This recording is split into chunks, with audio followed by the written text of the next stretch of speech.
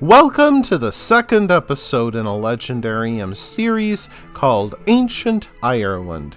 In part 2, On the Map's Edge, we will talk about why the Romans did not conquer the island with their legions, yet they did conquer the Irish with commerce. Since the ancient Irish left no written records behind, it fell to the Mediterranean powers to write of it. Homer, the 9th century Greek poet, described Ireland as a land of fog and gloom. Beyond it is a sea of death where hell begins. The Romans provided the next written accounts of Ireland and would profoundly change it. In the mid-500s BC, Julius Caesar took a break from conquering Gaul to invade Britain. While Britain was not a key military target, it was a very mysterious and exotic land to the Romans, said to be home to ancient magics, powerful sorcerers who carried out human sacrifice, and men who painted their faces blue and drank milk. During his brief invasion and occupation of Britain, Julius Caesar gave Ireland the name Hibernia, or Land of Winters. One of Caesar's geographers called the Irish Gaels a cannibal race who lived a miserable existence in the cold. The geographer further asserted that the Irish believed they could honor their deceased elders and fathers by eating them. Of course, we have no way to know for certain if there is any truth to this.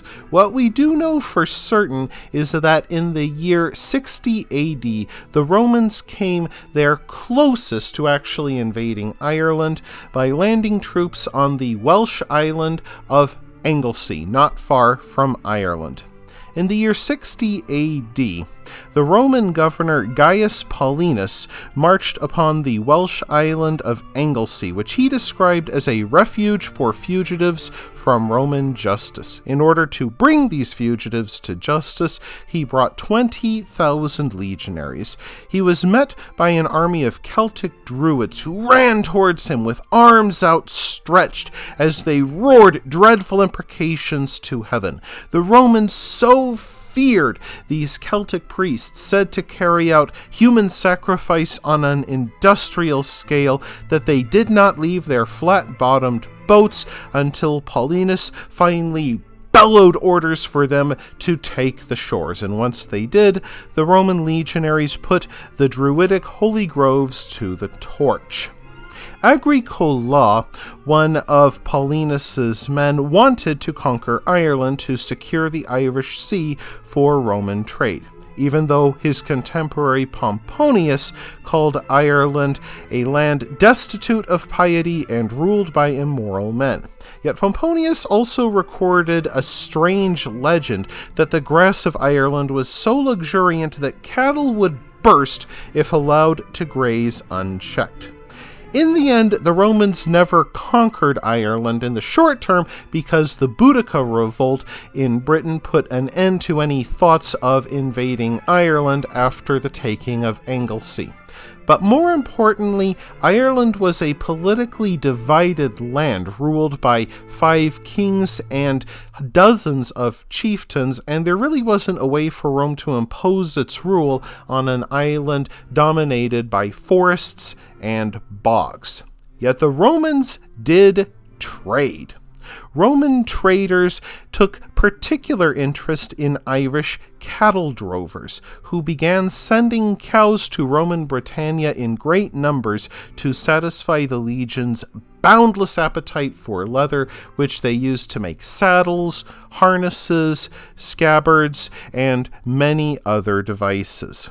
Ireland also exported slaves captured in war. Indeed, many of the slaves who worked the plantations owned by Roman aristocrats in Britain were often Irish war captives. Ireland also exported grain, metal, and hunting dogs. In exchange, the Romans sent luxury goods like glass, jewelry, and ivory, which were used by the cattle lords on the central plains of Ireland to become provincial magnates who founded dynasties that endured for centuries. These magnates modeled themselves on Roman aristocrats building Italian-style villas and dressing in fancy tunics. At least one Irishman even had himself cremated in the Roman style. Of course, Irish who did not have vast tracts of land migrated to the towns of Roman Britannia looking for work. By the year 150 AD, the Roman geographer Ptolemy drew the first and surprisingly accurate map of Ireland. He named 16 tribes, including the Volunti of Ulster and the Garangini of Munster. He also mentioned royal settlements like Emain Macha. He further identified ties of kinship between the Irish and the tribes of Britannia's western coast, which implies much trade and intermarriage across the Irish Sea. Yet the Irish did great things on their own without Roman tutelage. The legendary High Kings of Ireland gained great prominence during the Roman era, having become rich from the Roman trade. Usually a symbolic figure rather than a national ruler, the Irish considered the High King to be the consort of Maeve, the goddess of love and war, and Ireland itself. Traditionally, the High King's coronation occurred at the prehistoric hill fort of Tara in Meath. The Irish also believed that an ancient standing stone called Lia Fail, or the Stone of Destiny, cried out whenever the true High King touched it, and its shriek could be heard across the island, so the bards said. During the Roman era, the famous kingdoms of Irish history began to appear, including Connacht, Ulaid, and Munster. Each kingdom included numerous tribes ranging from Basques to Celts. According to legend, two brother kings named Eber and Eramon divided the island north and south between themselves, and they lived in peace until Eber's wife desired Tara, the most beautiful hill in Ireland. And since it lay in Eramon's territory and Eramon's wife T insisted upon keeping it for herself, the two women started an argument which drew in their husbands, the brother kings. Eramon is said to have killed Eber in battle, took his lands, and then buried T at the Hill of Tara. This legend supposedly explained the reverence that the Irish showed for the hill, said to be alive with magic because it served as a royal necropolis. During the 200s, the High King Cormac mac Art wrote the Brehon laws for Ireland, some of the most progressive law codes written in the ancient world. Supposedly based on prehistoric traditions, these laws emphasize justice for all people, regardless of their social standing.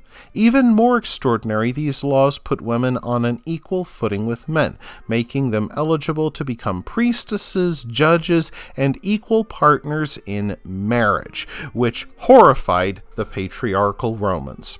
That wraps things up for this episode of The Legendarium. I hope you enjoyed it. If you did, press like. If you want to see more, press subscribe. And if you've got anything to say, let me know in the comments section. Thanks again for joining me, and I hope that you have a great rest of the day.